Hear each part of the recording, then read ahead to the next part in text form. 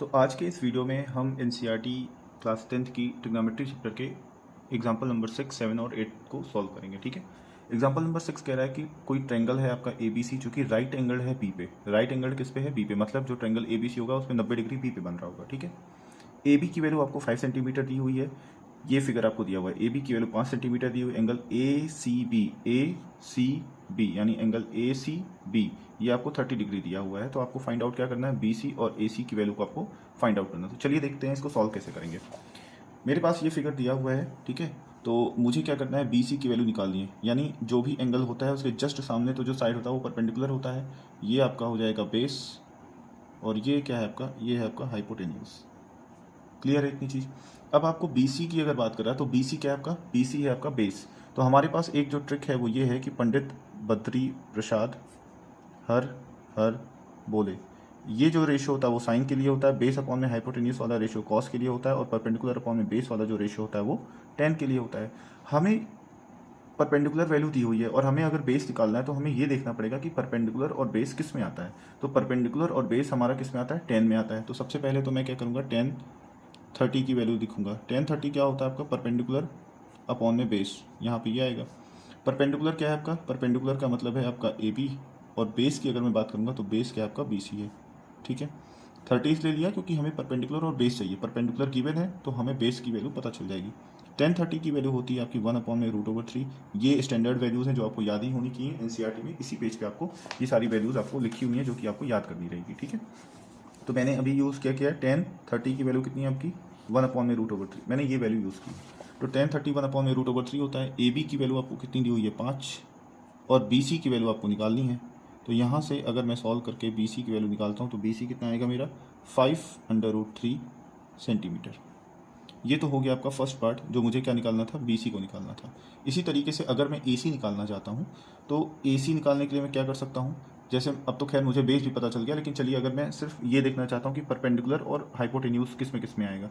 तो जैसे साइन की अगर आप बात करोगे तो साइन का जो रेशियो होता है ना वो परपेंडिकुलर और हाइपोटेन्यूज दोनों को इंक्लूड करता है। तो जैसे जब मैंने लिखा क्या?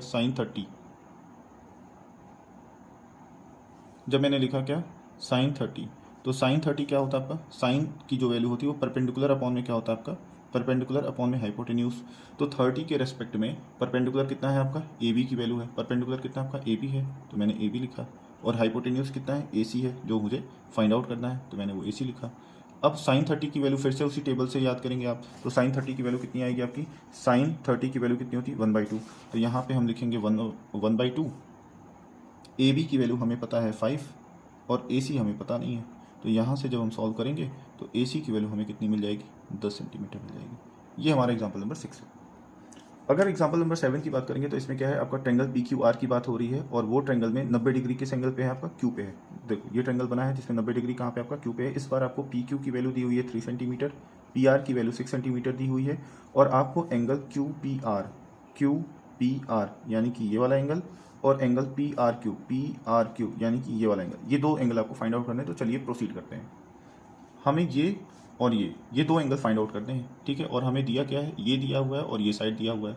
तो पहले मैं अपना वही रेशियो का फंडा, पंडित बद्री प्रसाद हर हर बोले, ये जो पहला रेशियो है परपेंडिकुलर अपॉन में हाइपोटेन्यूज का, ये साइन के लिए होता है। बेस अपॉन में हाइपोटेन्यूज कॉस के लिए होता है। परपेंडिकुलर अपॉन में बेस जो होता है वो टेन के लिए होता है। अगर हमें ये वाला एंगल चाहिए, सपोज मैं पी की बात करता हूँ, तो अगर पी की बात करता हूँ तो पी के जस्ट सामने वाला जो साइड होता है वो क्या होता है आपका? परपेंडिकुलर होगा। इस एंगल के जस्ट सामने जो होगा वो क्या होगा आपका? परपेंडिकुलर होगा। यानी अगर मैं पी एंगल की बात करता हूँ तो पी के रेस्पेक्ट में मुझे बेस और हाइपोटेन्यूज दिया हुआ है। तो बेस और हाइपोटेन्यूज कब आता है आपका? कॉस में आता है। तो अगर मैं कॉस पी की बात करता हूँ, कॉस पी, तो कॉस पी की वैल्यू कितनी आएगी आपकी? कॉस पी की वैल्यू आएगी पी क्यू अपॉन में पी आर।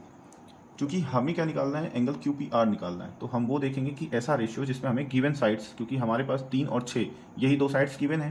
पी के रेस्पेक्ट में ये जो 3 है वो बेस है और 6 जो है वो हाइपोटेन्यूस है। तो यानी बेस और हाइपोटेन्यूस वाला रेशियो मैं खोजूंगा। बेस और हाइपोटेन्यूस का रेशियो मुझे कॉस में मिलता है, इसलिए मैंने कॉस पी अप्लाई किया। ठीक। कॉस पी जैसे ही मैंने अप्लाई किया तो मुझे पी क्यू अपॉन में पी आर का रेशियो मिला। अब पी क्यू की वैल्यू कितनी है? 3 है। पी आर की वैल्यू कितनी है? 6 है। यानी ये रेशियो कितना आ गया? 1/2। तो यहाँ से मुझे ये पता चला कि जो कॉस पी की वैल्यू आ गई मेरी, कॉस पी की वैल्यू आ गई 1/2।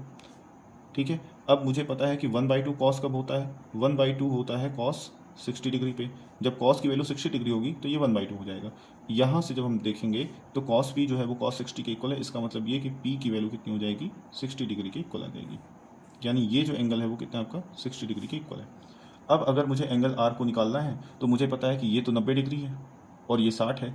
एक ट्रेंगल में सभी एंगल का सम कितना होता है, in triangle, since in triangle P Q R, angle P plus में एंगल क्यू प्लस में एंगल आर, ये वैल्यू मुझे कितनी होगी, 180 डिग्री के इक्वल होगी, क्योंकि किसी भी ट्रेंगल में सभी भी इंटीरियर एंगल का सम 180 डिग्री होता है। एंगल पी की वैल्यू हमने 60 निकाली, एंगल क्यू की वैल्यू कितनी आपकी 90 है और एंगल आर हमें निकालना है। ये तीनों 180 डिग्री के इक्वल थे, तो एंगल आर की वैल्यू कितनी आ जाएगी, 180 डिग्री माइनस में 90 माइनस में 60, यानी ये वैल्यू कितना आ जाएगा आपका 30 डिग्री के बराबर आ जाएगा। तो एंगल आर की वैल्यू कितनी आ गई, 30 डिग्री आ गई। इसको भी हम साइड से निकाल सकते थे पर उसके लिए कोई ज़रूरत नहीं है। एक बार जब आपका दो एंगल पता चल गए तो तीसरा आपको सम ऑफ एंगल वाली प्रॉपर्टी से ही पता चल जाएगा, क्योंकि एक ट्रेंगल के सभी इंटीरियर एंगल का जो सम होता है वो 180 होता ही है। ठीक है, नेक्स्ट एग्जाम्पल है आपका एग्जाम्पल नंबर 8, जिसमें आपको दिया हुआ है साइन ब्रैकेट में a माइनस में b इज इक्वल टू 1/2। ऐसे ही कॉस के लिए दिया हुआ है और आपको a और b की वैल्यू पूछा है। ठीक है, इसको कैसे करेंगे, हमें पता है कि साइन a माइनस में b की वैल्यू मुझे 1/2 दी हुई है और साइन की वैल्यू 1/2 कब होती है, साइन 30 डिग्री पे 1/2 होता है।